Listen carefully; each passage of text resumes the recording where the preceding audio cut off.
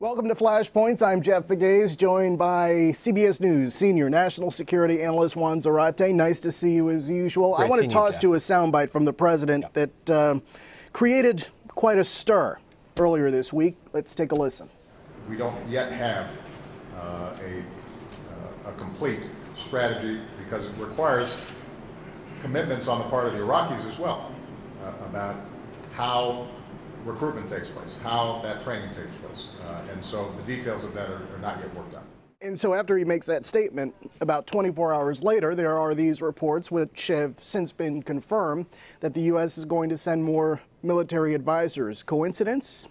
Not a coincidence. I think, again, the reality is the U.S. military and the president, I think, have realized that we not only have to steel the spine of the Iraqi forces, perhaps with more U.S. boots on the ground, working closely with them, but we also may need to find alternate ways of supporting those like the Sunni Arab tribes who want to fight the Islamic State and who want to fight alongside the U.S., but may not trust the Iraqis quite yet for political and sectarian reasons.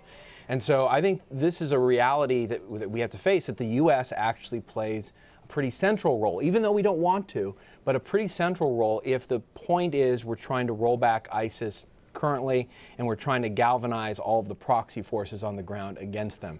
The U.S. has to be on the ground, and I think the announcement that we're going to put 500 troops, not in some base far away, but in Al-Anbar, where the bulk of the fighting is and where we need to confront ISIS, that's significant, and it's significant for this president. But does it make a big difference to have more military advisors? I think it does. I mean, it depends on who they are, where they are, and what they're doing, of course. If they're going to be bunkered somewhere and they're not going to be interacting with the fighting forces, they're not helping with the planning, they're not helping with some degree of execution, then it's going to be less effective. That also, though, Jeff, as you know, brings risk. We're getting closer and closer to the front lines, which is something the president has wanted to avoid. His whole mantra is, look, we've ended the era of boots on the ground in Iraq. And the reality is now we've got 3,500 boots on the ground. We've got air forces engaged. And we're still not seeing the results that we need. And so the real challenge for the president is, how does this not become for him not only a political albatross, but a slippery slope of further involvement? And so by the time we end President Obama's tenure, are we looking at 10,000, 15,000 troops? I think he wants to avoid that, of course. But the reality is we may need to be more involved sooner rather than later if the intent is to defeat this group. If it's simply to contain it, maybe onesies, twosies here may work. But containment isn't our declared strategy, and the president is on the horns of a real dilemma here. Yeah, and this is something that we've been talking about over and over and over again for quite some time now. I mean, a year ago, 6 months, 8 months ago, there was still this discussion about maybe introducing more military advisors, and now this step is being taken, and you're saying there may be more down the road. Yeah, I think so, and I think this also reflects the fact that the pace of our engagement has been incredibly slow and halting.